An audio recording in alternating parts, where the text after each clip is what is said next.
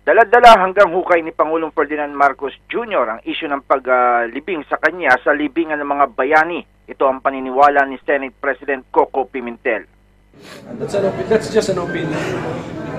Marami remedies, legal and then political. So I think this issue will still be with us for a long time. Yung political kung magbago ang isip ng Pangulo? Bago mag-isip ng Pangulo, by 2022, there's a new president. Iba ang kanyang position. Who can stop him? Wala rin.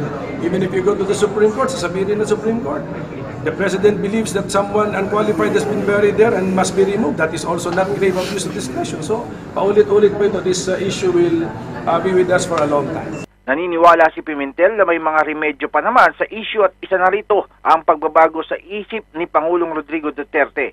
Kilalang kaalyado ni Pangulo si Pimentel, ngunit sa issue na ito ay magkasalungat ang kanilang posisyon.